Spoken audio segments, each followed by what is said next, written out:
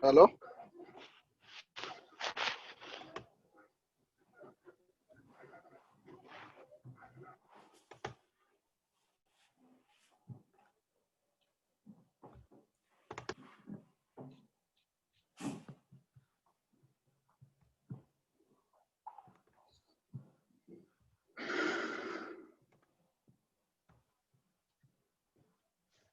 So, ladies and gentlemen, I welcome you to this program, How to Win Admission and Master Scholarship in Sweden. And my name is Amaraizu.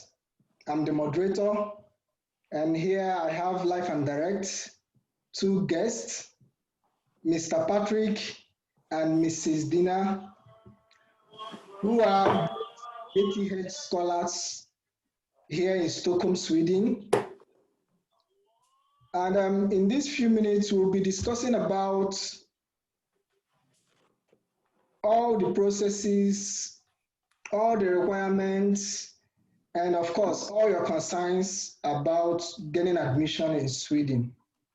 As most of us or some of us know, the portal for Swedish admissions, master's program specifically, opened today. And every one of you will be wanting to create your own account, start up your application processes. In addition to that, some of you are also looking forward to applying for the SI Scholarship for Global Professionals. And I'm also happy to announce to you that the both guests in our midst right now, they are all SI Scholarship recipients. And they have a lot of knowledge both on admission, application, and scholarship. Definitely, you can't get a scholarship in Sweden without having admission. Anyway, you can't have a scholarship without the admission. So they both work hand in hand. So this program is the part one series of many series that will come. This is the part one of many series that will come. And in this part one, we will start with the background information and basically the things you need to know in getting admission in Sweden. So to start up properly, I want to hand over to Dina, who will take us through. From the A, she will progress to B, C, D, and hopefully she will reach the Z of getting admission in Sweden. And let's see if we can achieve that. So Dina, over to you. Yes. Hello, guys. You are welcome for joining us in this session. We really want you to know that we are here to help you. We are not paid by any part of this, of the names of the institutions that we will mention today. And it's not a marketing thing, it's just a volunteering thing, like we are helping you here. And we will try to give you some tips from our experience. We may miss something, but we will try not to take responsibility of give you any information that we don't really know about it. So please consider that, and we are welcome your questions, and we will answer that at the end of our session, of course. So we are here to talk about the university admissions and the Swedish Institute Scholarship. And as I told you here, that we are not representing any parties mentioned in this presentation. Yep. So studying and living in Sweden, first you have to know yourself and to explore your interest in being in Sweden. And if you really want to be in Sweden and if the life in Sweden really suits you.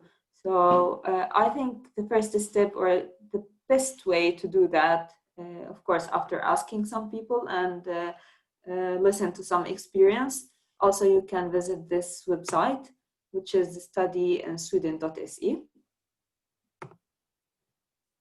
Now, if we go directly to the application and how to apply. There's a process to apply for studies, master studies in Sweden.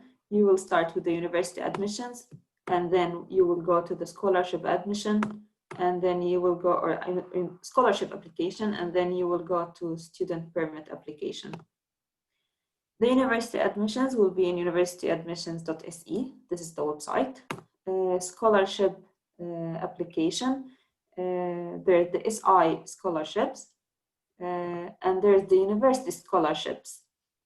So you have two options, but for us, we will only focus on the university admissions and the scholarship applications for SI. The student permit application, it comes when you get your results and you offered an application, then you have to contact the Migrationsverket. This is the name in English, sorry, in Swedish. And the name in English is, of course, the Swedish agency. Patrick, help me in this. Migration agency. Swedish yeah. Migration agency. Yeah.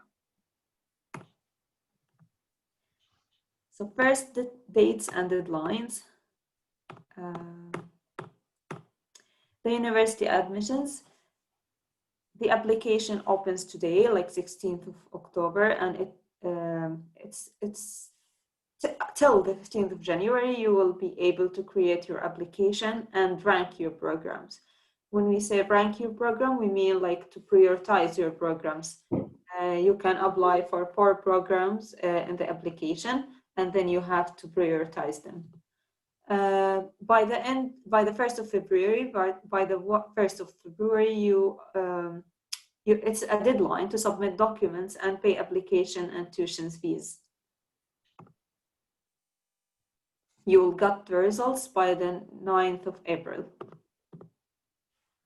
Now, if we talk about the SI scholarship, the application will be, the portal will be open from 8th February till 18th of February. This is the application period, and the results will be 24th of April. It's when we talk about SI scholarship, they don't upload the forms that you will use for your application, but these forms will be uploaded by them at the December and January. This is what they mentioned on the website. So for the university scholarships, you can check the websites for the scholarships, the website for the universities, and then check the scholarships on these universities. I'm giving here one example about KTH, which is the university that I'm studying in. It's between like the 1st of December and the 15th of January. I think most of the university will be in the same at the same time, but it's good if you go to the website of the university that you are looking to apply for and then check this information. Okay, now if we talk about the university admissions, as I mentioned, choose the programs. You can apply for 4 programs in the application, so you pay 1 tuition fees for the application, but you apply for 4 programs. Rank them, which the first one and which the last one. And we have the entry requirements. The entry requirements, we have general requirements and we have the specific requirements. I will mention that, of course. So for the general requirements, you have, of course, you have to have bachelor degree, specific program requirements. This is the specific requirements, the English requirements, and the general documents. The specific requirements for the program can be the CV, the motivation letter, recommendation letters, and etc. I'm giving you some advices for the university admissions. When you start looking for the programs, it's good if you formulate an idea about the programs that you are aiming to apply for, but also try to wait or try to find the SI eligible programs I know the SI upload this list somehow late, maybe at the 1st of December, but you can just start with the general documents that you will use them with for several or for each program. So consider that. And prepare in advance, as I mentioned. Try to take the English proficiency test. Well, the English requirement, there is this proficiency test, which is IELTS or TOEFL, but also there is a case if you studied in a university that the English is the only language for studies. Maybe you can, I'm saying maybe, so don't say it as a granted. Maybe you can, you will not be in need to take the proficiency test. You can go back to the university admissions. There is a specific information about that because you have to check the name of your university in some portal, on another portal other than the university admissions website. So don't leave yourself until the last day. Be sure that you are fulfilling the requirements. Upload the general documents at the beginning, like the passport, the university transcripts, and these kind of documents. If you have a question regarding the general requirements, contact the university admissions, and they are responsive. I'm not promising that they will answer your question, but try to make your question as direct as possible, because to get the accurate answer or the closest answer to your inquiry, try to make it straightforward. And if you have a question regarding specific requirements, you have to contact the program coordinator, and this information, like the contact information of the program coordinator, will be on the website of each program. Now, be smart when prioritizing your programs. If you're applying for a scholarship, can we all put our microphone on mute? Yeah. Yeah, if you are aiming to apply for a scholarship, you have to know how the scholarship consider these programs. For example, the university scholarship, they only consider the first program. So if you are applying for a scholarship for the university, you have to put that program at the first.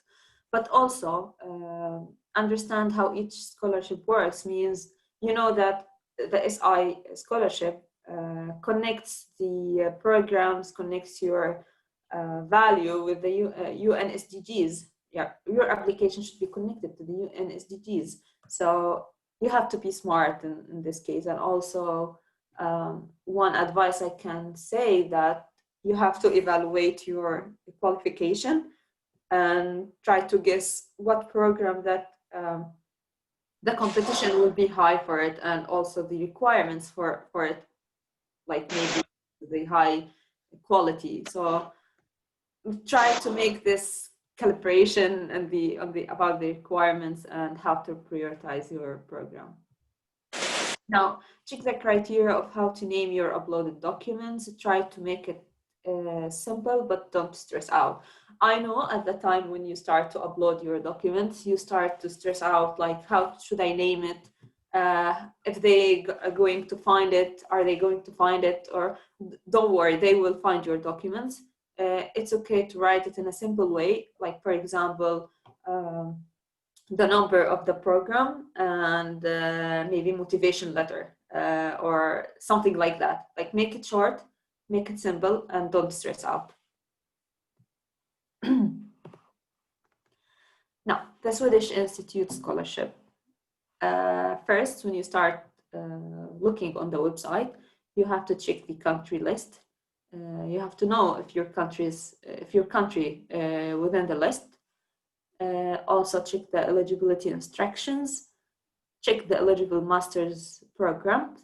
And this is what I mentioned, that you have to know if this program, like you will be very sad if you apply for a program and then discover that it wasn't eligible for the SI scholarship. So it would be good to consider this from the beginning. And a good tip, I think, I really find it helpful, and I think all of us who got the SI scholarship, is to familiarize yourself within the UN SDGs. If you are not aware of it, you have to do that. And like the most you understand it, the most you be able to connect it with the programs that you are applying for. The closest you get to the scholarship, I would say. So start doing that from the beginning, from earlier time. Inform the people that you will need them to sign and stamp your papers in advance, like the people, they will help you or they will give you the recommendation letters. They will fill some forms like the recommendation letter and the leadership and experience letter, because people get busy, people may travel, people will say yes and then give you some excuses when you need them at the time that you will need them.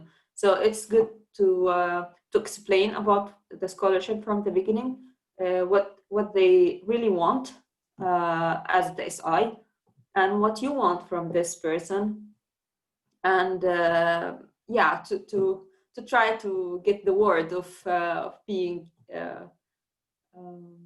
helpful for you. Start working on the forms immediately when they are published. The motivation letters, or the motivation letter, is the most important document, and it takes the most time and effort. But I'm not writing that to make it feel like it's hard, but by experience, because it's the document that you will write about yourself. So we will talk about it, of course, but this is a general advice. So the motivation letter and the recommendation letter, and then the other documents come. And again, don't leave yourself to the last day. Try to submit the application like 1 or 2 days before the I would say the last day. Many people lost it at the same day of the deadline, because the portal becomes very busy, and you will face a technical problem, like most probably, or at least this is what happened in previous years. They tried to open the portal when I applied, at least. They opened the portal again, but let's say it's safer for you to apply before.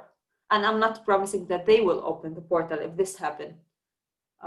Let's just be careful and try to be in the safe side.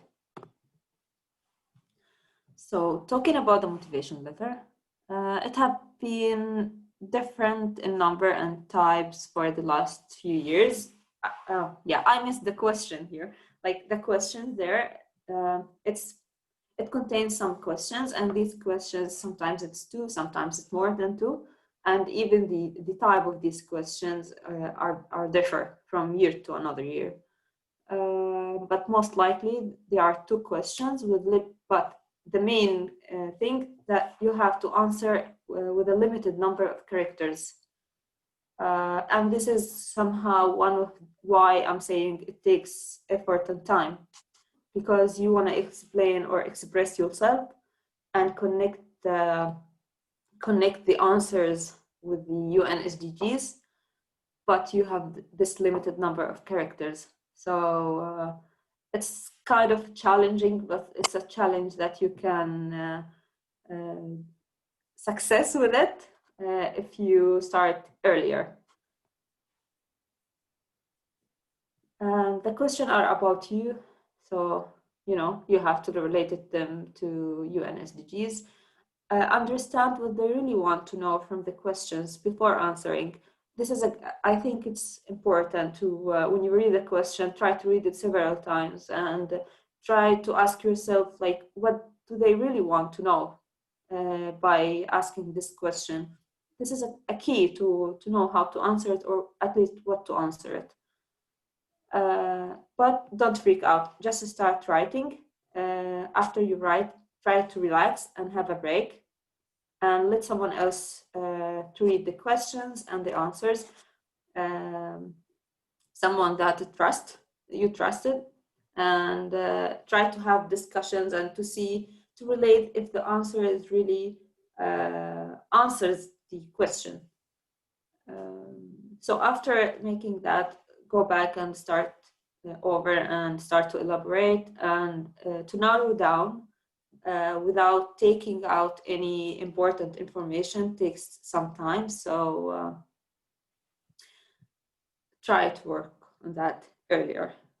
If you're applying for different types of master's programs, this might affect your answer, so be careful.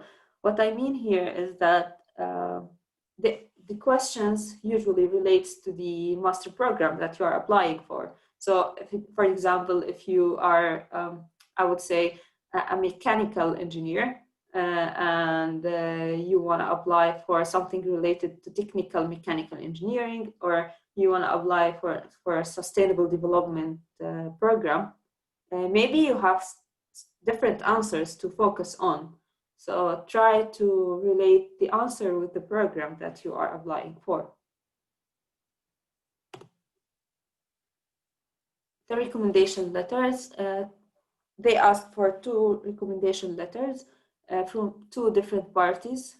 But they also mentioned that it's a merit if one from work experience and one from a volunteering work or social work.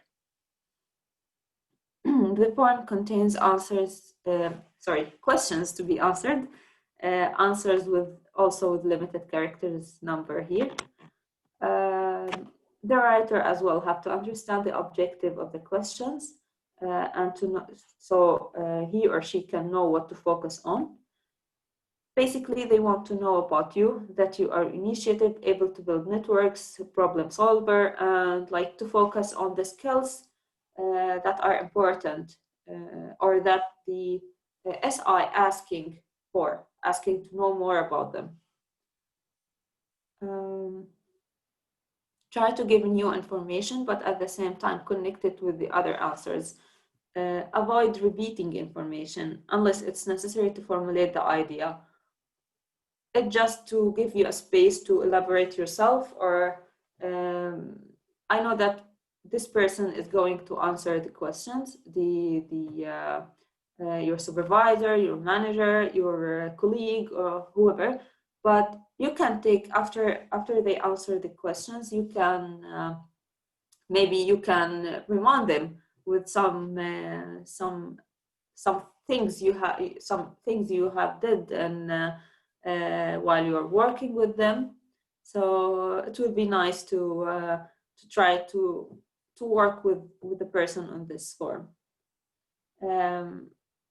Be careful when you sign it and stamp it. And I usually print many copies of the recommendation letter or the any form. So if the manager or someone had a mistake in the stamping or in the signing or whatever, I have a backup plan. So just to be on the safe side as well.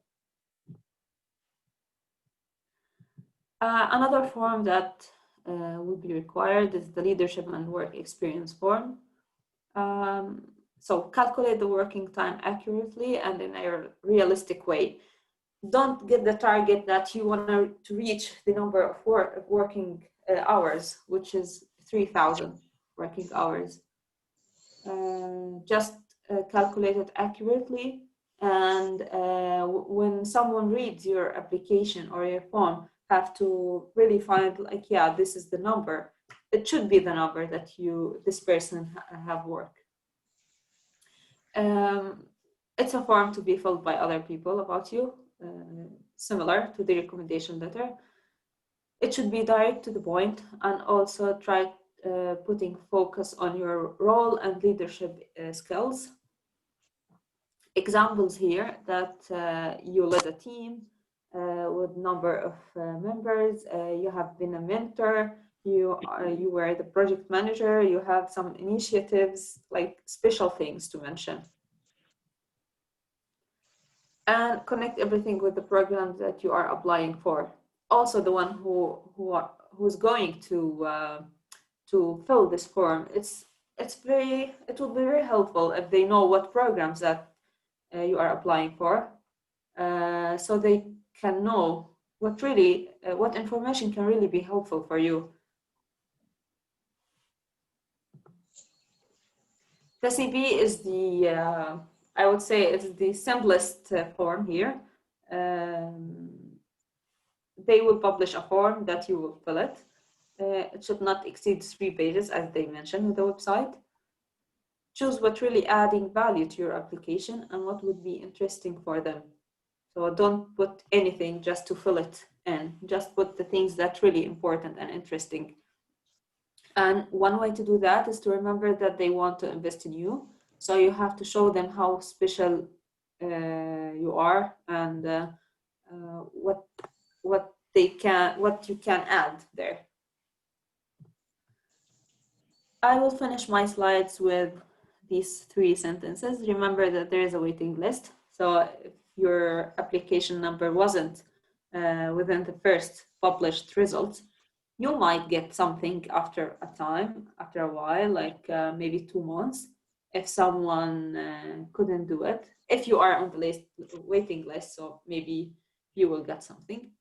You can apply again and again. So personally, I didn't get from the first time, so it's okay. Like I applied again, and it was like a training for me the first time, so it's okay. And at the end, if it meant to be, it will be, and it will be at the correct time, I think. And I discussed that with many of my colleagues in SI and my fellows, and we all have the same perception that we got it at the perfect time. So just be positive about it. And thank you. Thank you very, very much. Thank you so very much. We appreciate you, Dina. You gave us an overview of the whole thing. You know, you started from admission and you took us through the whole processes to the scholarship. But I want to ask, how many times did you apply actually? Sorry? How many times did you apply before getting it? This is a question. I get it from the 3rd time. Okay. So you applied 1, 2. Yeah. Why did you persist? You love Sweden so much. No. Well, there's some personal case in this, but the first time I applied for it, like at the last time, and it was like, yeah, a joke, like, yeah, if I got it, it would be something nice, but if I didn't get it, like, yeah, it's okay. And then when I was not within the people who got it, I was ambitious to get it the 2nd time. Like, yeah, this is the time that I have to apply and get the scholarship. But I would say there was a change in the requirements.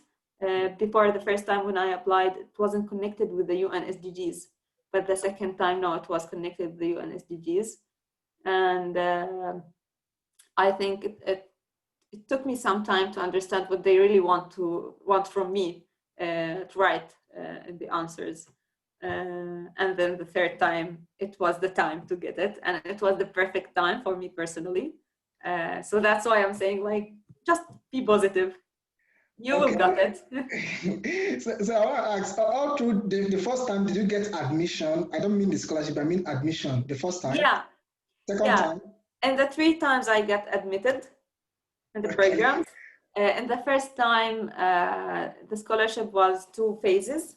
And I passed the first phase, like the first stage, but I didn't pass the 2nd one, which is the final one. The 2nd time I got admitted, but the SI scholarship was only one stage, like you just get it or not. And I didn't get it. I didn't get it. But congratulations. yeah. Yeah, I think, Dina, because you applied maybe 3 times, somebody asked, did you have to create another account again? For the university The admissions? university admissions, for instance? No. Even your SI? no, I mean even your passport, for example, if it's still valid, and your bachelor documents, like the transcript and these documents, you don't have to upload them again. Yeah. Okay. So you just need to upload the new documents for the programs. Yeah, and I think notably, I noted the motivation documents. Yeah, so for me, I motivated all my courses that I selected, but there are some courses that they are very specific that you have to motivate. For instance, so let's say you choose a university, you take a course, or you choose maybe 4 universities, take 4 courses. Some courses will require you to motivate each and every course that you select, but some is not a requirement. So just to distinguish, there is a motivation for the course and motivation for the scholarship. For those who are listening to us. So for instance, let's say you want to do sustainable energy in, let's say, KTH. If the requirement does not give you, maybe does not say motivate why you want to do this course in KTH, you can still motivate this and provide it as a document that I want to do sustainable energy at KTH specifically because of this and this and this. But then when you'll be applying for the scholarship, you'll also have to write a motivation in that regard for the scholarship purposes. So you have to have that in mind, that there is a motivation for the course to be admitted in that course, and also the motivation for the scholarship, which they will provide and guide you on. Okay. That being said, you have actually, drive us to some of the questions that we've seen. There are so many questions in the chat box. But to progress, I would want to share this screen once again. And then before now, we received some questions sent to my email. I received some questions sent to my email, and I want us to start with these questions. For these persons to take out their time, send these questions to my email, they actually need an answer. So we'll start with these questions, then we'll go over to the questions in the chat box. And of course, we'll also talk about random concerns that everybody will think of, everybody will want to know. So the received questions and concerns, the first one says, I am interested in the SI scholarship, but I'm thinking of my eligibility because I graduated with a 3rd class degree in civil engineering in Nigeria. I am planning to go for design and construction project management for the MSc. Kindly advise. This is Mokta from Nigeria. So let's start with that, Mr. Patrick. Yeah, I mean, the scholarship usually comes in after you get admitted. So even when you look at their requirements and what they will want to know from you, it will be less of academics. So they assume that once you've been admitted, you've already qualified. So about your class or your performance in your previous level of education, I think it will affect whether you get a course or not in the university. And then if you get the course in the university that you're interested in, you can then apply for the scholarship. You can then win the scholarship. But then also, because I don't know how a 3rd class degree is in Nigeria, because it could also be competitive.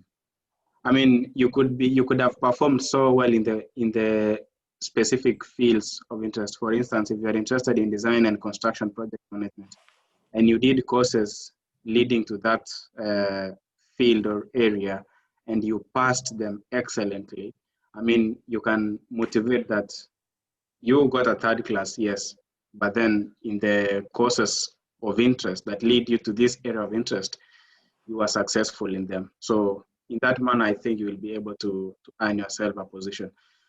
And I mean, also, I believe you might be having some experience which could back it up. So, I mean, you can get the lowest level of a degree, but then you have sufficient experience right now, which could cover into your not performing so well in quotes previously in your level of education. So I would encourage you, I mean, yeah, try it, but also, so you should weigh between your experience. If your work experience is too much, and then check the courses that you did, because a course could also require whether you did particular courses of interest. So you check the course that you want in a particular university, the specific requirements. If they want you to have done some particular things in your bachelor's or your undergraduate, check if you pass them. I think that will be what they will look at. Yeah, so that is my answer to this question. But don't be limited by getting a third class and not a first class, because it could be compensated by work experience, which work experience is really also supportive. Okay. Thank you very, very much. I think you did justice to that question. In summary, he basically is saying that if you have work experience, you can use that to complement your degree. And for the scholarship, it does not matter much your class, whether first class, second class, or third class. It's more of work experiences and leadership experiences. But for admission, you have to check through your transcripts to make sure that you are qualified for the course you want to do. Let's say, for example, you want to do design, like you mentioned, and design. One of the entry requirements to design is that you must have at least 90 credits in a particular course. Check out your course, check out that particular course, make sure that you did well in that particular course. And if you did, you'll get the admission. It does not matter whether you're with a third class. So that takes us to the second question that was sent to my email or concern. It says, I learned to be able to stay back after studies in Sweden. You have to choose a 2-year program. How truthful is this? This is from Mabel. She didn't identify her country. So, Mr. Patrick, help us. Yeah. So, I mean, first of all, to stay in Sweden, you don't have to come here because of studies. You can come and work. Just to demystify that, you can apply for a work opportunity. For instance, if there's a company that you want to work for, you can apply directly to that company and come to Sweden. Another avenue of maybe coming to Sweden is by coming through studies. And if you come through studies, it doesn't matter whether you do 2 years or 1 year. I mean, if you do 1 year and you get an opportunity, it will be an avenue to stay. Only that when you get 2 years, you will have more time to prepare and to adjust and to plan yourself, because you will be able to learn the language, which gives you a leverage point or gives you an advantage to maybe look for opportunities and to know your way out in the system. So, I mean, I think this is a myth that you have to stay 2 years, to choose a 2-year program. So the only thing is that the 2-year program will give you longer time to plan yourself and to know the place and to know more opportunities. But if you want to stay in Sweden, I believe there are many ways of coming to Sweden: studies, work. Yeah. So I know of many friends who just come directly from different countries and they came to work for different companies. I know people who came here for 1 year and they got opportunities and they are working. And I know people who got 2 years and studied in Sweden for 2 years, but still went back because either there was no opportunity or it was their interest to go back home. So don't be limited. If the course that you are really interested in is 1 year, just choose that 1 year. If you really know that you can compete very well for the scholarship in that course, choose it. So, I mean, if you want to kill very many birds with one stone, for instance, you want to stay in Sweden for 2 years, then you want to win a scholarship, I mean, I think it will dilute your capacity to compete in one thing that you can really want. So be guided by, can you win the scholarship if you want to study here? And then secondly, you now go for that course. If it is 1 year, just go for it. If it is 2 years, just go for it. And then when you're here, do your best. And I mean, there are very many opportunities. That is from my point of view. Okay, thank you very much. Thank you very, very much on that. That's very, very clear. I don't think I need to summarize it. So we'll go over to the third question. The third question is on accommodation. Since this person is already sure that he's coming to Sweden, he or she is coming to Sweden by next year, you know. So he's asking about accommodation. So he's preparing for where he will stay. I like the spirit.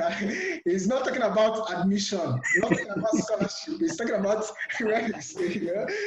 So the question is in three places, asked by the same person. And he said, one, when is the right time to start looking for accommodation and where? And secondly, he said, what type of housing will you recommend for we Africans? Okay, this person is from Africa. Apartments or corridor housing? And thirdly, and which is lastly from him, he asks, what are the price range for student housing in Sweden? And does the scholarship cover housing? This is by Prince from Ghana. Yeah, very interesting. Yeah, Dina, if you have some additions you'll add, but just to start with, when is the right time? I think the right time to start with is, it depends on when you want to come and study in Sweden. So if you are, for instance, if you're planning to start in, let's say, autumn, you start looking for accommodation in spring, for instance, just to get that preview. What type of housing would you recommend for we Africans? I mean, I think any type of accommodation, the one that is really so good for you, because I mean, anyone can live anywhere, at least for Sweden. That is what I've known. But the corridor housing, of course, is cheap. Apartments is a little bit more expensive than the corridor. And the corridor ones are beautiful because you get to mingle with many international people and you can make very many friends. That is one of the advantages. In apartments, you may be a few people or 1 or 2 people, and if you're not so much interactive, you may not make so many friends. But in the corridor ones, the likelihood is that you'll find very many international students or international people living in those places. So depending on whichever, and then also availability is also something very something worth considering. I mean, if you go online and you find a good accommodation that is maybe a landlord is renting out part of the house to you, and it is a good offer, you could choose to take it up. So, and then what are the price ranges? So, I mean, it also depends on where you stay in Sweden. Stockholm is very expensive, of course, relative to cities away from Stockholm, like in the north and in the south. So averagely in Stockholm, I think student housing maybe 5,000 Swedish crowns, which is around $500. Dina, around $500. Yeah. Yeah, I think. Yeah, around that, depending on the conversion. Yeah. Is this per month, per year, you know, per month? A month. Okay. 500 or around, yeah, $500 US per month, which is 5,000 crowns, depending on the conversion rate per month. Yeah, so you pay monthly. Is this for corridor or for apartments? You know, or for the corridor. For the corridor, and I think allegedly in Stockholm. Of course, you can find cheaper. You can find cheaper, like $300 US, something like that. I hope I'm making the right conversion. But let me give in Swedish crowns so that you can, because that is what you will get. So you can get a room which is 3,500 Swedish crowns for a corridor. And for an apartment, you can get around maybe 7,000 Swedish crowns. The double. Yeah, double. Yeah. Yes. Wow. In Stockholm. Wow. I'm from Nigeria, and in Nigerian naira, you're talking about like 250,000 naira per month. Yeah, so yeah, That's what we pay per year. That's what we pay per year. That's what we pay per year in Nigeria. Yeah, and that is why, yeah, the person says, does the scholarship covers housing? Yeah, you will get, so the scholarship stipend is given with respect to the living standards of Sweden. So you should not worry. So if you get a scholarship, it is calculated with respect to the living standards of Sweden. So try your best to get a scholarship, and most of your issues will be sorted, including the food. I mean, the scholarship stipend is enough to cover the food and the accommodation and other activities that you may want to engage in. Maybe I can add that you will be, or you must be contacted by the university if you got the admissions. They will contact you, and you will receive something talking about the accommodations and about the prices. As you mentioned, Patrick, like it depends on where you are living. Even in Stockholm, like if you choose to be in a place like near the center, it will be more expensive than if you just get some apartment or corridor room in another municipality. Like Stockholm is very large city. So the closest you get to the center, the more expensive you get. But I would also agree with you about the corridor room, like to socialize and to have friends. It would be nice for international students. Yeah, and I think you're right. Different universities have different places that they can allocate international students. I think as an international student, you are almost more assured to get an accommodation through the university. Through the university. So most of the times, if you've got an admission by a particular university, you can always now scale down your accommodation issues with the university, because they have a whole section for accommodation. So you can always ask them. And I think the beauty about all the systems in Sweden is that they're responsive. That is what, I mean, you ask them and they just answer you immediately and when you need it. Okay. You have done justice to that question, the two of our guests. So we'll go over to the fourth question that I also received in the email. And it says, can a higher national degree, HND, or a postgraduate diploma, PGD, get admission? That's the holders of these degrees, can they get admission? Since these certificates have over 180 credits, can they serve in place of bachelor's? Silence. Okay, let me repeat. Can HND and all I got the question. holder get admission in Sweden? These certificates are more than 180 credits, and the admission requires about that, right? Hmm? So can a holder of these degrees are not bachelor's degrees, but can a holder of it gain admission?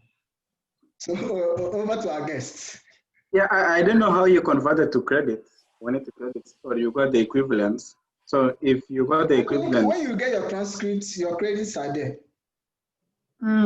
It depends, because I think the credit system and maybe the system that you use in maybe Nigeria, for instance, or a different country could be different. So it is also good to know if 1 credit in your university is equivalent to 1 credit considered in Sweden. So that when you say 180 credits, it should be actually directly equivalent to 180 credits from the Swedish perspective. But nonetheless, I think if you are interested with a particular course that you want to do, you can directly email the university about that course that you want and ask them if your credits can merit an opportunity for a master's in Sweden. Alternatively, you can contact the university admissions just to be very, very sure before you do the application. So I would advise you identify the course that you want to do, and then contact the university and ask them if your credits will merit or will be equivalent to what they want before you start the master's. And then from there you can proceed, just to get a good perspective. Okay. Okay, Dina, you want to ask something? No, Patrick covered, I think, everything. Okay. Okay. Personally, I'm not satisfied with these responses because if I'm the person holding the higher national degree, I still don't have an answer. You are telling me to go and contact my university. Yes, Yeah. just to highlight that, we are not the representatives of the determinants of the credit system. Or for instance, we are not representing the university admission, so that our word cannot be final on this or about the universities. And the universities or the requirements differ from university also to university, because they could change. If you ask them, maybe they have been saying no to it, for instance, and if you ask, then they give a consideration, because your case could become an individual case or a specific. So you just have to be specific in your quest also to reach out to the university. So just a disclaimer for that. Okay, so if you hold a HND or you have a postgraduate degree without a bachelor's, your best shot is reaching out to your university. Yes. Or your admissions. Yes, that is the best thing. Okay, they are the best persons to give you the final answer. Yeah. Okay. We don't want to be, we want to be neutral here. We can't take the responsibility because people will pay the tuition fees, and we don't be these people who motivate other people to pay, and then they are not even qualified for this. So it's the safest for us and for you guys to do that. Yeah. If you apply and then you realize later that it was not worth, and you already paid, so it will not be justice to you. So it's just good to be clear. Okay, thank you very much. Then let's go to the fifth question. I know that time is running very fast. The fifth question is 2 in 1. The first part says, can I work as a student? Please, I need a yes or no. Yes. Okay, then the second part says, how easy is it to get a job? Then combine your answers for the both questions. I think, yes, you can work as a student. And then secondly, opportunities differ, or they vary depending on, where you are in Sweden also, and how networking you are. But generally, the more aggressive you are, you get opportunities. So yes, I think you can work and you can. But also when you come here, you'll realize other things, because before you work in Sweden, you'll have to get other requirements. For instance, you'll have to be part of the system. You have to get a personal number and other specific requirements for you to be to legally work. So when you qualify to come to Sweden, from there you can now go to the migrations agency's website when you're applying for your permit, and then you will know the allowances that you get from your permit, what your permit gives you or grants you, and from there you can move on. Yeah, but yes, you can work. Probably if you are on a 2-year, because you will get a personal number when you work. When you're in a 2-year program, then you'll be able to work. If maybe Dina, you can add something. Would you? If in a 1-year program, will you be able to work? 1 year, I think it will be challenging, because you will not be able to get a personal number. So if I want to work in Sweden, I should have it at the back of my mind that I need to be in a 2-year program. Certainly, yes. Dina, what do you think? What was it, the question again? The question is this, you just mentioned that, Patrick just mentioned that to work legally in Sweden, you need a personal number. And for you to have a personal number, you need to be in Sweden for 2 years at least. So the question now is, I'm asking if I'm doing a 1-year program, does it mean I can't work? No, it's not the case. You can work. Your student permit, it will be like the student permit that you will get will allow you to work.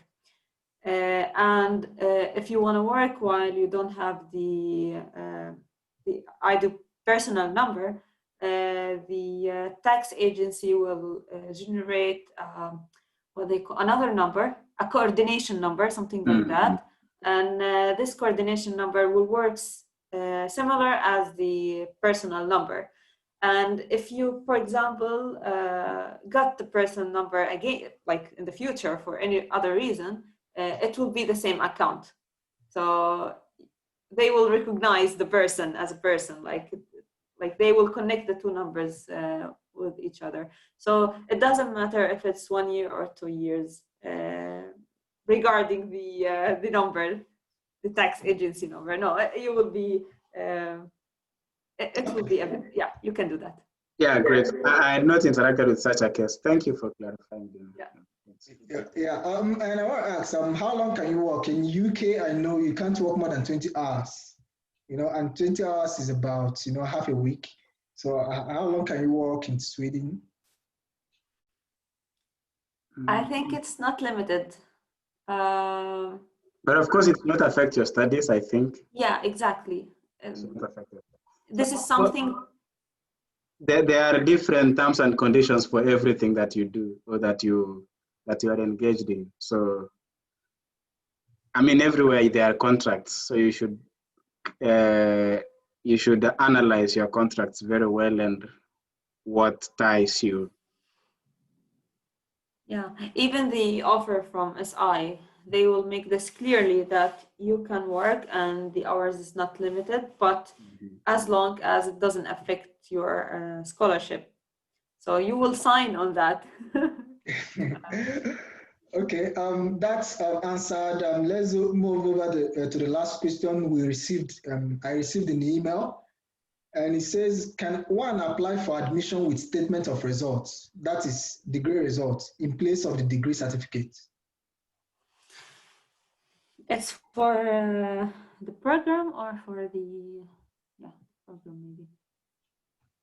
For admission, I've seen cases where some persons have not collected their certificate, the original certificate from the university, their bachelor's degree university, but they have their statement of results. So can this be used?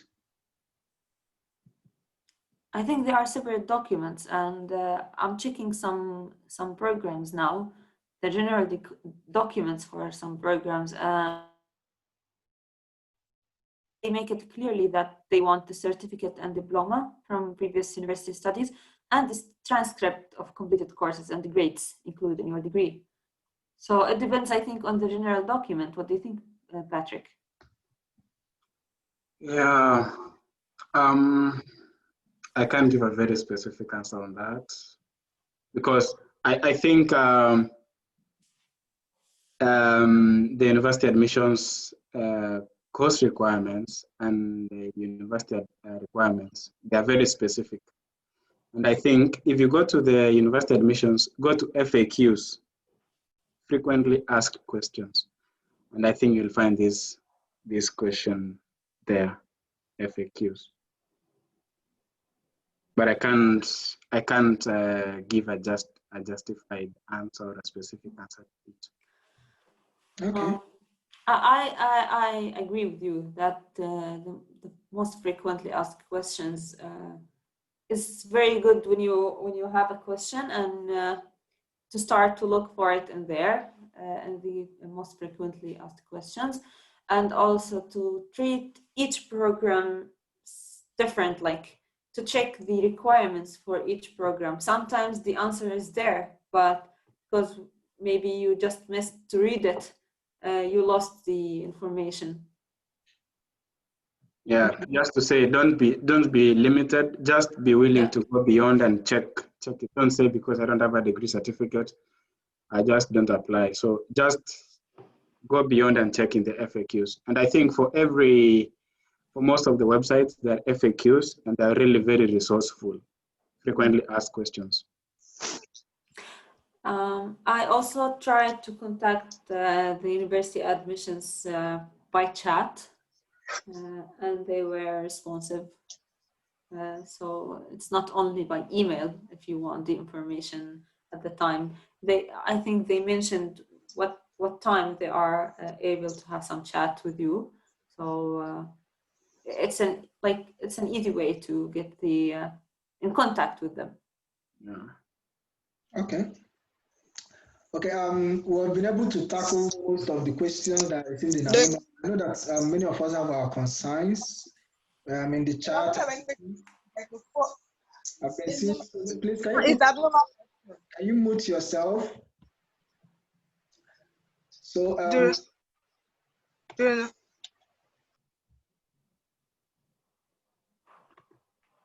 okay.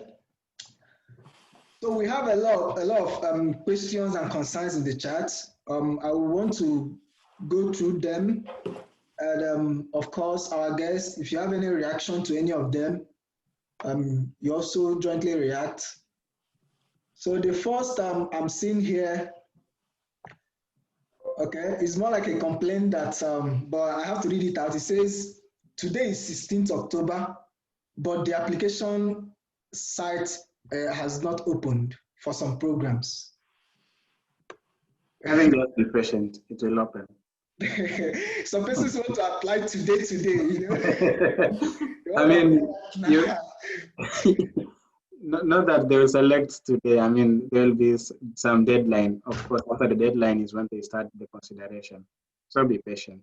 Just you can be preparing yourself, know the courses. I mean, you even not through the university admissions, but through the university you want, you can check your course. So go to the university, know the course properly so that when the admission opens for the program, you can get it. You can just proceed with the application. So I would say patience.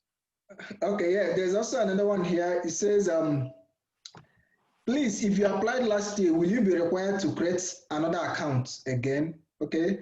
During the course of discussion, I know that Dina answered this, but you might want to also reiterate what you answered. It says, if you applied last year, are you required to create another account? No, you don't have. You don't even have to upload the general documents like your passport if it's still valid, and the university documents. They will be there. Like this account will be yours. Even when you got the admissions and the scholarship, hopefully you will use the same account. All your information will be there. Yep. Okay, the next question from Ojam Kingsley is specific to Nigeria, so I'm the Nigerian here. So it says, are we Nigerians, okay, I have to rephrase this. It says, are Nigerians required to take English proficiency exam? And the answer is no. Reason being that all Nigerian universities teach in English. You receive your studies in English, you receive your certificate in English. English is the official language of Nigeria. So if you studied in Nigeria, you don't need any English examination. So I will progress to questions. There's a question here from Izuchukwu B, and he said, I discovered on si.sc that the list of programs to be sponsored will be out by mid-November. Do you advise that I wait until then before applying for my master's? I think the probability of your courses being in the list of those that will be sponsored by SI is very high. I would say if you choose 4 courses, it's very rare that you will miss out. But then you have to know what is the intention of the SI scholarship. So if you know their mission, you will know what courses to choose and how to align to them. So if your courses are towards sustainability and so forth, probably you will be able to get it. But I would say you just select the courses that you are interested in right now, and at least do the groundwork. Make sure they're ready, and then when the scholarship posts the courses that they will sponsor, you will just be checking against them. And still, mid-November, you will still have time to adjust. I mean, up to January, you will still have time to do a lot of adjustment. So for me, I would say, get your courses selected. I mean, your passion should not be, I mean, according to what you want, prepare everything. And then when the list of those courses that will be sponsored by SI come out, you just check if those ones that you selected will be in the list. And probably I think they will be. Okay. Dina, you want to say something on that? No. Patrick's answer was comprehensive. Okay. We have another concern here. This person says, I have completed my master's before. Can I still apply again in another subject, another area? Yes. I have a friend who did, he's doing his second master's. So, yeah. I mean, yeah, so it should not deter you from getting. As long as you don't have your master's degree from Sweden. Yeah. And you didn't get like the Swedish Institute scholarship before, so you are still eligible to do another master's studies. Okay, so I have a question. I will have to ask the question since it's in our chats. Although we're not talking about undergraduate program here, but the person is asking, Bridget is asking, can one get an undergraduate degree scholarship in Sweden? So I don't know if you have. I'm not quite sure, because so well, I think the only scholarships I know is through the universities and SI. At least for SI, it is for master's programs. For the universities, I'm not quite sure if they can be able to sponsor the undergraduate. And again, I think undergraduate requires, I think it's done in Swedish. So you might want to check that. But for the SI scholarship, I think, as far as I know, not as far as I'm sure, as far as I know, it is for masters. Okay. I have something maybe to add here. Like most of the bachelor studies are in Swedish. Like not all the programs are in English. So this is one thing that might hinder that. And also one tip that I can give is to check the university study in Sweden website that I showed at the beginning of the presentation, because you can make your search criteria and then you can get some answers from there. So if there's something like that, you will find it there. Okay. That's satisfactory. We have another question or concern here. A person says, when is the best time to start processing transcripts from my school? And can one submit the application before transcript is processed? I would say processing transcript, start now. Okay. And then so that they can be ready before the deadline, or at least if I understand the question. I mean, so you cannot submit submitting the application before transcript is processed. Well, in my understanding, I think this person is trying to refer to a situation where you have created an account, you have chosen your courses, you have applied, transcript is not yet sent. Can you submit application? Yeah, you should not submit your application before any of the documents are complete. So make sure everything is just available before you complete the process, I would say. But work on your documents right now, follow up, and then before the deadlines are up with you. So I would say start now. Start now. It is the best time to start now.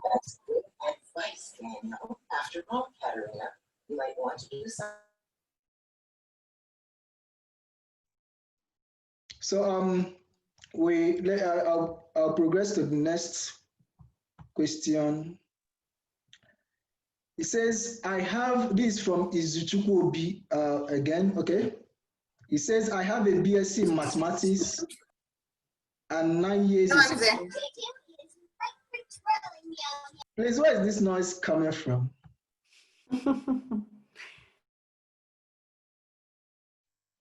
Okay, I'll proceed. It says, I have BSc mathematics and 9 years experience as a life insurance claims specialist.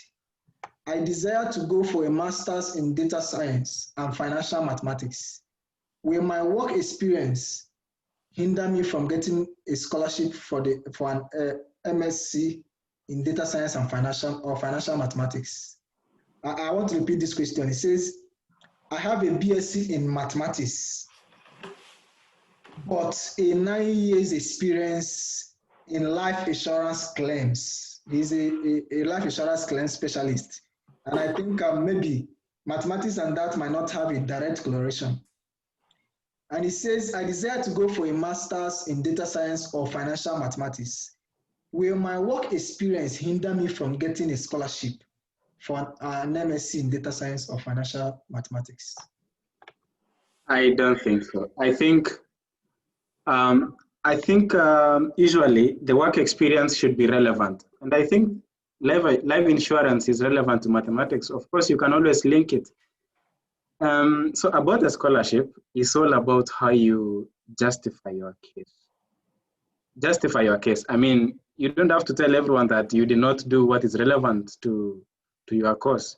I mean, the reason why you got the 9 years experience is because you got a BSc in mathematics. It's not because you are just a life insurance graduate. It's because you are a BSc mathematics holder. So when it comes to the course, of course, you are eligible to do data science or financial mathematics because you have BSc mathematics. Of course, for the course, it is more than granted. For the scholarship, just justify yourself. Don't chicken away that. I mean, I even don't know what you are doing when you say life insurance claims, but you can link it to mathematics. You are doing a lot of calculations and you are doing a lot of projections and so forth. So I mean, it is still related to it. So find a way of adopting your experience to your course, and then it is justified, because not everyone knows what you do in your work experience. The best person to tell us whether your course and your work experience is related is you. So just link it. The best, if you can link it, then no one can oppose it, because it is you, it is your work experience, and it is you. So I would say go for it, and make sure you link it nicely. Link your work experience nicely to your course that you're doing. So do not fear. I mean, no one knows. I mean, I don't know what you're doing, like I said, in your life insurance claims. But for me, I can say you've done a lot of calculations and mathematics. Okay. The next question actually relates to this first question. So I will rephrase it in such a way that you don't need to repeat yourself. The next question is from Meron, and he said, so let me rephrase it. Let me not quote him. He's asking, if your discipline is just like the other guy asked, if your discipline is, let's say, mathematics right now, and can you get an undergraduate or master's scholarship in another discipline that is not related to mathematics? Or do you need to stay in this? So I mean, well, of course, sometimes we want to change fields.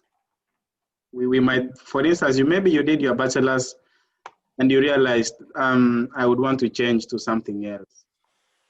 But of course, there are obstacles along the way. For instance, if you want to do a master's, there has to be a correlation between your bachelor's and your master's based on the requirements.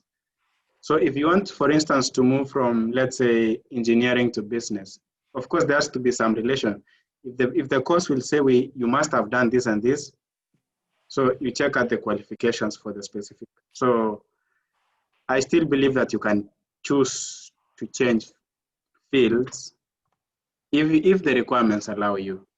For instance, if the only requirement says that somebody must have done a bachelor's or a 180 credits bachelor's, so you can't be able to change. Okay, that's very clear. That's very clear. It is dependent on the entry requirements. Yeah. And how about SI scholarship? Does it matter? I would say, again, about the SI scholarship, it comes after you have been admitted. So by virtue that you've been admitted, it means you have a course to do in Sweden, and therefore you are eligible for a scholarship. Okay. And then now from there, it is now about how you justify yourself, how you justify the course to get the scholarship. Yeah, because SI does not admit you to the university. SI gives scholarship to the admitted. So if it's about change of course, make sure you're admitted first to a university. Make sure you can get admission to a university. After you get admission, or after projecting that you can get admission, you now align yourself to what SI wants. Okay. Okay. And how to make yourself competitor, and that the plan that you have and that you write it on SI document will help your country toward the sustainable development. So what plans do you have? So basically, as Patrick mentioned. Yeah, I mean, you can justify and say, I'm even planning to change my career to help my country. You can say it is out of, you've been pushed by the situation you want to, I mean, it's an extreme situation. You want to enter medicine from communication. You want to become a doctor. You know, if there are a few doctors and you get the potential, and I mean, you can qualify for a course, you say, this even motivates me to do the course, and I mean, I think it can put you on. Well, we have another interesting concern, but it's a two questions in one, so just grab it as it's from Russell. I hope I got that right. And he says, can a pharmacist who manages a community pharmacy be considered to have had a leadership role? You're a pharmacist and you manage, your business is managing a community pharmacist, a community pharmacy.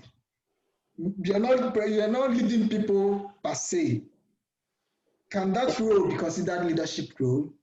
I think even before you finish the explanation, I think that is leadership and that is management. So again, about the scholarship, well, in as much as you are genuine, but you have to present your case. It is not because you do not want to lead people, but it so happened that you are managing. I mean, leadership is so diverse. You don't have to be you don't have to lead people, but as long as you manage particular scope of things that was under you, you've been entrusted to lead that. So don't limit yourself to people that you must have led people. But of course, even in your pharmacy, maybe you are not looking closely, because I believe in that pharmacy there are people who are under you. I mean, who you give directions, who you do things with. And of course, if they are not employees of the community health center, you could have maybe instigated or maybe started a few things on how to issue things to the community. So the community will be people, I think. And again, justify yourself. it's about selling yourself. So don't say, I did not lead people. I don't have people to lead. Justify yourself. It's about leadership.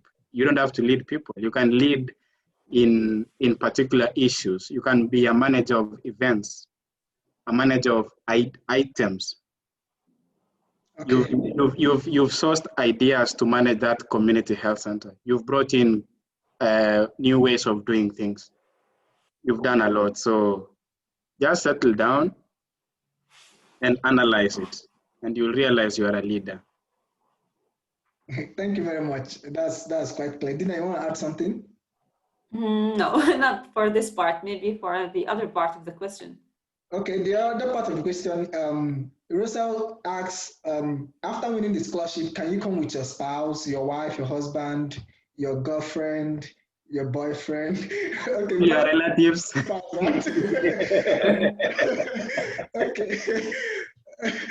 Okay. Okay. Your girlfriend is not your spouse, please. Your boyfriend is not your spouse. Is either your husband or your wife. So, Dina, tell us that. I lived the same situation actually. My husband was he's an SI alumni, so he had the SI scholarship, and then I moved with him. It's not about the SI, it's about the Swedish Migration Agency. I say that correct, right? Yeah. So it's SI will not grant you anything. Like they don't pay the tickets. They will not raise your 10,000 krona. No, it's just about that you have money that covers the period that your spouse will be with you in Sweden. And I think also the place where you are living, the house, it should be suitable for two persons. So all the requirements will be from the Swedish Migration Agency, not from SI. SI has nothing to do with this case. It's up to you. You have to deal with it with the again with the Swedish Migration Agency. Okay. The next person is Damilola. He says, I graduated in 2019. I don't know why I can hear myself. Because you can mute the other one. Yeah.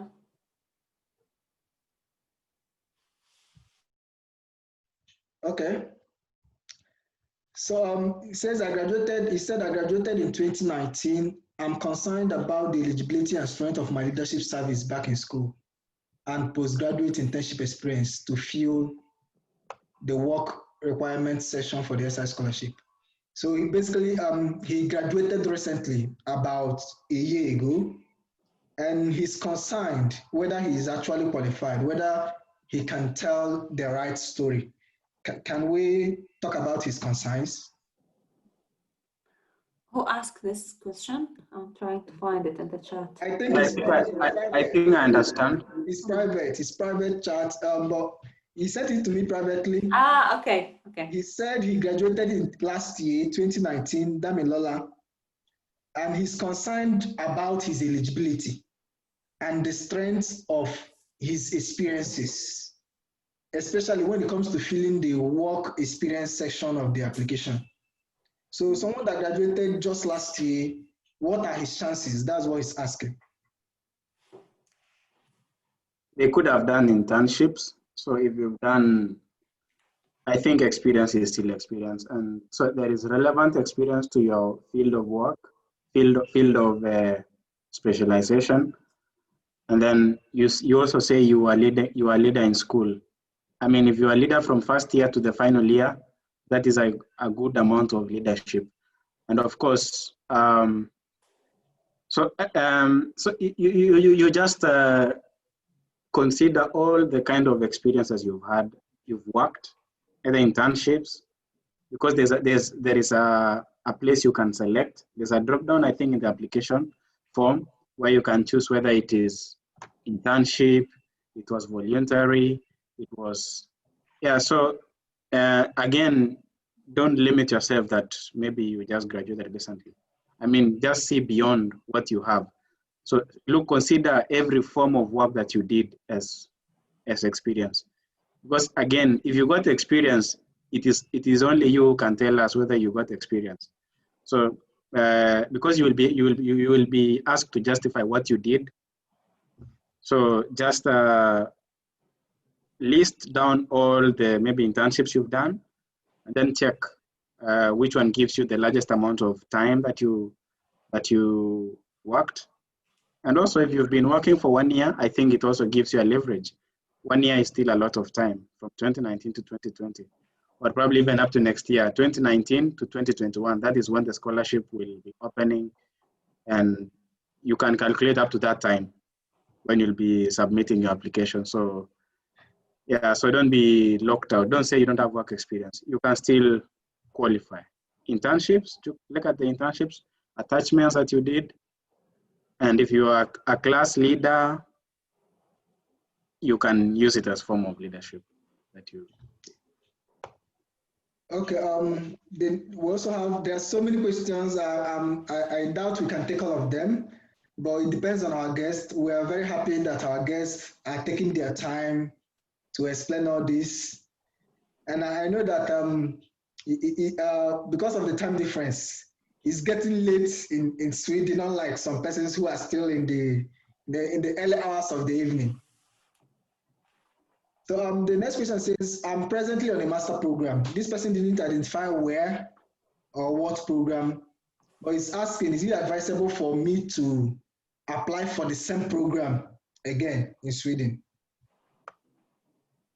So probably he's doing the master's in another country. So he's asking, can he apply again for the same program in Sweden?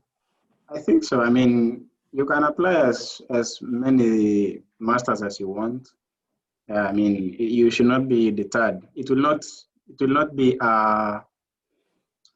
it will not be something that will make you not get the scholarship. Like I told you, I have a friend who has done a master's and they still got the scholarship. So don't be limited. If you still feel like you still want, there's something you're still looking for, go for it, apply. So the master should not lock you away. Okay, this other person is asking on recommendation letter. He didn't specify whether for admission or for scholarship. And at this point, I must tell you that admission is totally separate from scholarship application. They are managed by two different organizations, two different institutions. The admission is managed by university admissions, while the scholarship is managed by SI, Swedish Institutes.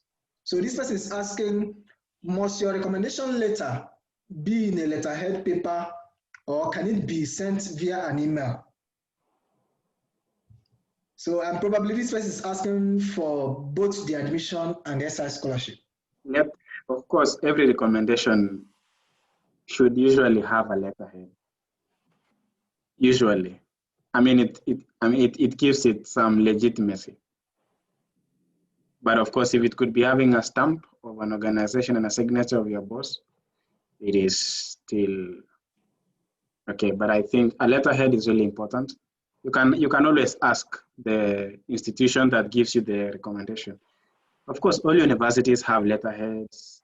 Most of the organizations have letterheads, and they have stamps from maybe the heads of departments, the heads of schools, and so forth. So I would advise, if you are getting a recommendation letter, always ask the person that gives you the recommendation if they can put on the letterhead. Sometimes they forget. Sometimes they type a Word document and they send it to you, but you should always ask to be in a letterhead. They will put it in a letterhead.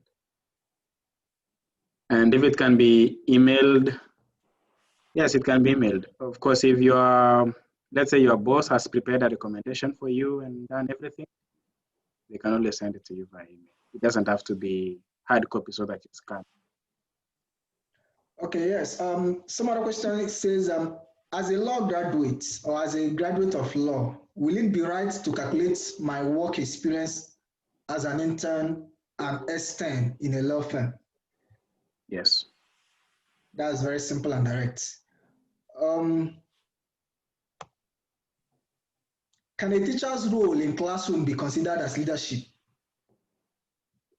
You're a teacher, you are doing your job. Can just being that teacher be considered as leadership? Yes, you led. But of course, you should be more, you should be more, but you should do it but in a better way. Of course, you did not, well, you led students. Of course, by being a teacher, you are a leader, but then you should be a little bit proactive, like you led maybe school teams, blah, blah, blah. You are in charge of festivals, you are in charge of, you took your students to place X, Y, Z. Don't just say you taught in class. I mean, yes, you're a leader, we know, but you should justify yourself that you did something that actually demonstrated that you're a leader, because you should not be a leader by situation, because sometimes you find yourself in leadership just because you can, it's your line of work and you are not a leader. But when you go out of your line of duty and do something, you are now being a leader. So I would advise, you can say on top of leading a class of 40 students, if you are the class teacher, if you are blah, blah, blah, and so forth, you also did other things. Also look at if you are in charge of maybe a union of teachers in your school, if you are in charge of organizing things in your school. So go beyond, always go beyond. Go beyond what we expect. Okay, we might not be able, I'm receiving so many private messages, and I know that time has far gone. So you have my email, most of us have my email, or you can reach out to me on social media, ask me your questions. I will reach out to Patrick or to Dina, and I'll get you the answers that you seek. So we'll be concluding with this very last question. It has been this question has been a live question has been asked before now, but I'm asking this one because it's quite tricky. Although you, Patrick, have tried answering this question before now, and it's from Patricia, and she said, Patricia says, I had my first degree in biology, and for 7 years I've been working in a bank. What course do you advise me to take up for masters and be able to win the SI scholarship? Biology, banking. These are two different routes. Yeah, of course. What justifies you to get a master's is your degree certificate. That is one of the key things. Like if I ask you, why do you want to do a master's? Of course, I've done a bachelor's. What do you do a bachelor's in? Biology. So automatically, it is in that line. But then with respect to the experience, for the scholarship, they ask for relevant experience and maybe other type of experience that you could give. So, of course, you will not say banking is related to biology. But then, of course, if it were me, I would say I would still link it to my biology. But give us an example here. We really need an example. Of course, there are many things. You could have been implementing cleanliness and so forth, and I mean a lot of things that you can always implement. You can always use the knowledge that you have wherever you are. It is always that. I mean, if you are a teacher, it does not mean if you are taken to a different place, you will not use your skills as a teacher that you are taught to be. So, but of course, it will be vague or ambiguous. But then, strictly speaking, I think for the master's program, it has to be in line with what you did in your bachelor's. Like biology, maybe you advance to a specific area in biology or still either in biology. And then in applying for the scholarship, you will have to specifically mention that this experience is not relevant for my course, for my field of study. I think they ask that, isn't it, Dina? Which part exactly? Where you mentioned the type of experience that you have. It could either be civil society, internship, or it could be, I think, non-relevant, is it, to your course? No. The SI asks for any number of hours that can be accounted as like experience, like social work, volunteering, internships, even if you were like still studying your bachelor, like everything you did, it can be considered as a work experience. But the good thing is when you write the forms, the leadership forms, you have to show the number of hours. So it's better if you fulfilled this number of hours from, for example, two works or two tasks, two roles, like for example, from work and from social work, because you will only submit two forms. Yeah. Yeah. And I Right? think that's, Am I right that you have to submit? Let me check this information. If you only have to submit two from the leadership. yeah, there has to be two aspects of leadership. And I think, yeah, I think I understand the situation of Patricia also, but you may not only have been doing work in the bank. If you've done consultancy related to your biology, or you've done something related to your biology, it is good to just flash back and remember if you've done anything related to your biology, so that it can give you, because I think there's a requirement of the relevant experience. Yeah, I think so too. The word relevant experience Relevant work experience. So comes there. But yeah, make sure you can at least identify a few things that you've done related to your biology. Because again, like I tell you, if you will apply for a master's program, it has to be related to probability of maybe moving from biology to maybe let's say from biology to physics. Most of the courses will not be related, for instance. So just try and see. I was checking the SI website. You can fill more than two leadership and work experience form.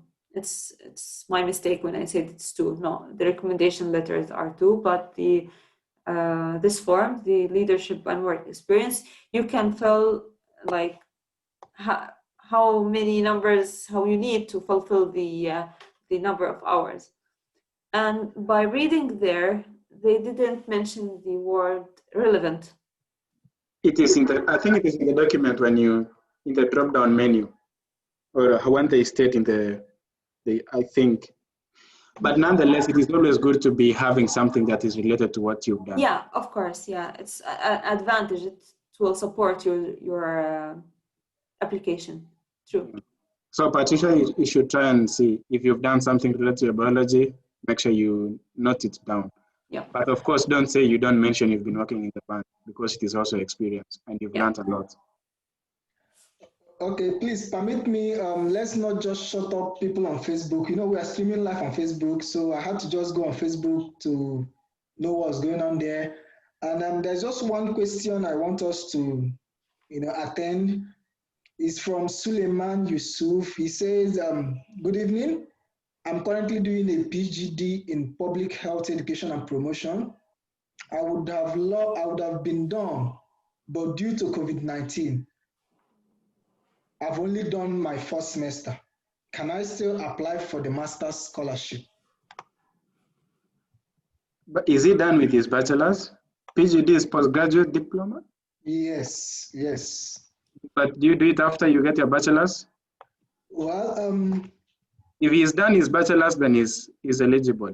And if he has not, then the previous completed level is the one that he will have to weigh against the requirements. So I think it is the same situation with the higher national diploma, depending on the previous last level that he can justify, or that he has a degree for, that is what he will use.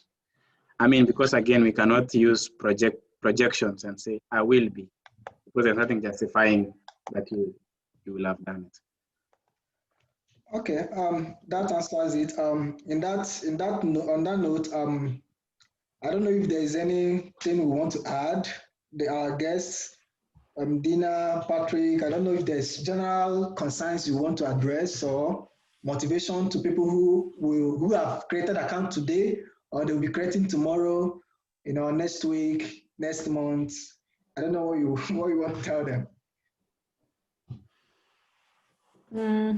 I would say like read the requirements for both the programs and the Swedish Institute. Sometimes there are some changes even for us. So it's better when you read it and try to like make as a checklist that you fulfill the things that you are okay with this requirement and these things. Relax and try to, as I mentioned many times today, like start early. Consult someone that is good in writing and someone you trust and can be helpful. Because sometimes when you write a lot of documents, you get blocked. So you need someone to revise with you and to make you relax and to take this load from you.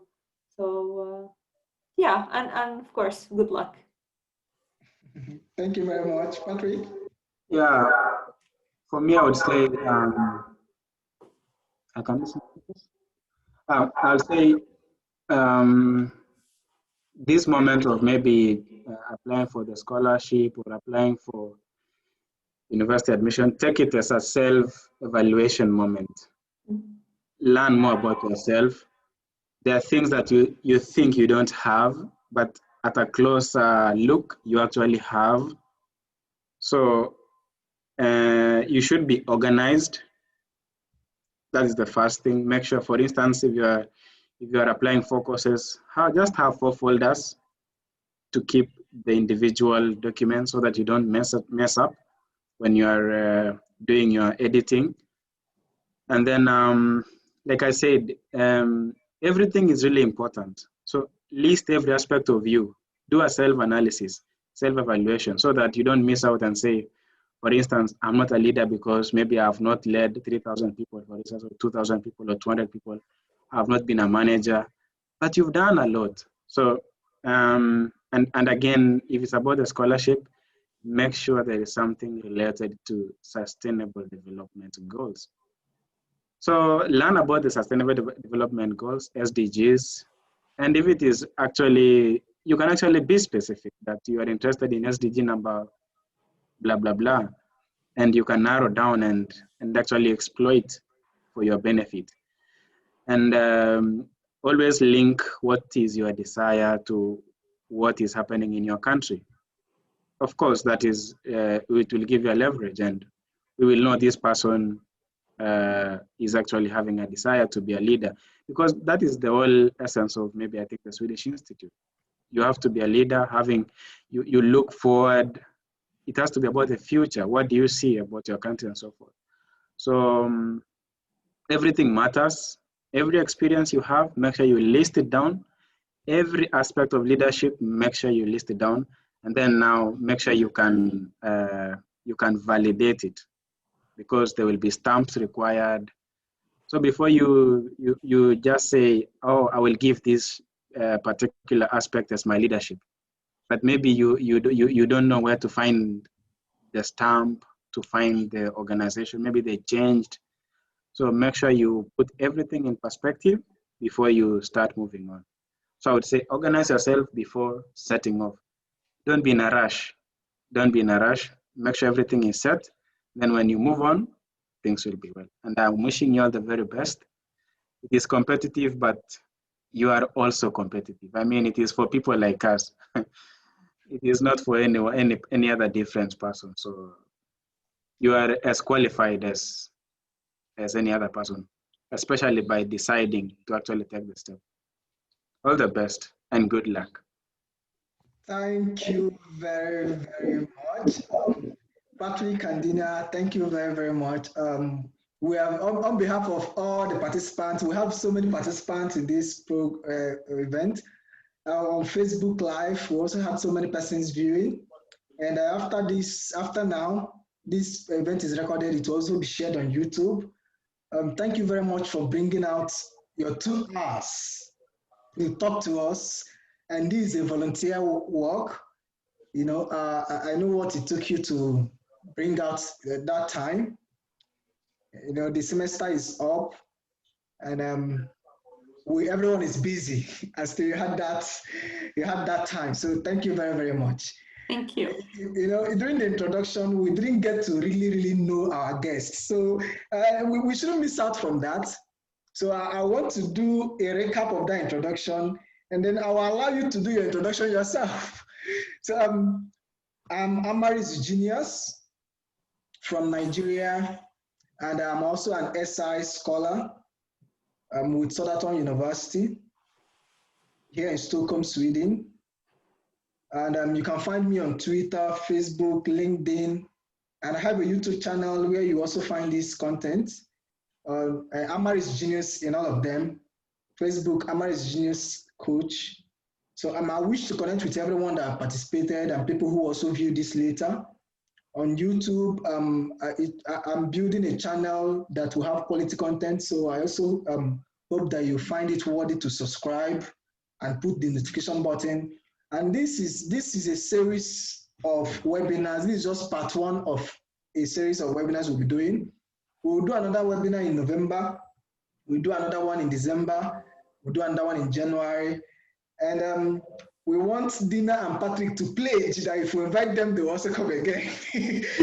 Before everyone now that if we invite you, come again. So for those of us who also have lots of questions, look at my email on the screen. Please send it to my email, amaraizugenius@gmail.com, and I'll forward your questions, your concerns to the appropriate persons to give you the required responses. So Patrick, Dina, if you would like to share where you're from, your school, your course of study, your social media handles, anything you wish to share with us, just let's do that in 1 minute. Go ahead, Patrick. Yeah, again, I'm Patrick Korir. I am from Kenya, and I'm an SI scholar. I study in KTH, and I'm a materials engineer. Yeah, and that is it for now. I'm wishing you all the best. If I don't attend the subsequent webinars, just know that I'm always available through Genius, and in case of anything, of course, we will always be ready to help out. I mean, we are all there for each other, so don't feel alone. Always reach out to people when you're looking for these scholarships. Sometimes you go through a lot and then you miss it, and then you realize your friend got it. You know, like, so why couldn't I reach out to him or her? So always be willing to ask. Ask. Never get tired of asking. And I'm wishing you all the very best again. Thank you very much. Dina? Yes, my name is Dina Burghol. I'm from Jordan. My background, my bachelor was industrial engineering. I worked in quality and safety for around 4 years. And then I moved here and I got the Swedish Institute. I'm studying at KTH now. I'm studying a program about safety and work environment. Yeah, I'm here to help, of course. Like as Patrick mentioned, like you can reach me out by Genius, and I'll try to be here for more questions and at any time. Thank you for all of you. Very much. Thank you so very much. Thank you so very much. We're very grateful for honoring us. We invited you. You know, you pay speakers. We didn't have money to pay these speakers. No. I mean, Dina, I don't know if you share your presentation with us. Maybe turn it to a PDF file, share with us so we can distribute. If you still. Now you have to brand it this time around, with your name and details, so we can also share it around, because I think it will be helpful to them as well, to be more like a guide. Yeah, I will work on it within the weekend. So okay. I think the best way you can pay us is by making sure that people take the steps of applying and being serious on applying. Yeah. Well, I've seen people who, when they see what's involved, they run away. They run away. Some persons reached out to me. I'm paying 900 crowns for application fees. Expensive. I can't pay for that. Oh, so well, nothing comes free. People from Nigeria, they're like, in UK, you don't pay for application fee to apply for universities. Why is Sweden collecting application fee? Now I tell them that for you to study in UK, you need to write an English exam, and that will cost you so much more. That will cost you like ×3. So which do you prefer? No English test or application fee? So the fact is this, for any opportunity, there are sacrifices to be made. Yes, yes. For every opportunity, there are sacrifices to be made, and nobody gets it on a platter of gold. Anybody that tells you they were just sleeping and they got it, it is a big lie. They did the work. They did the work. So I encourage every one of us that are applying, that have created the account today, that will create tomorrow, next week, people that will wait till November to be sure of the eligible courses for SI. I wish you the very best. And in our next webinar, hopefully Dina, Patrick, or some other scholars will join us. We also get to answer so many of our questions. I know there are so many questions we have, and at least by that time you must have started the processes and you must have known what it takes. So your questions will be more coordinated then. So I thank everyone for participating. I thank our guests and I thank our participants. And I also thank viewers that will be viewing, people on Facebook, thank you. People who will be viewing via YouTube, thank you very much. And at this point, I want to say bye-bye. Bye-bye. Bye-bye, nice weekend. Yeah.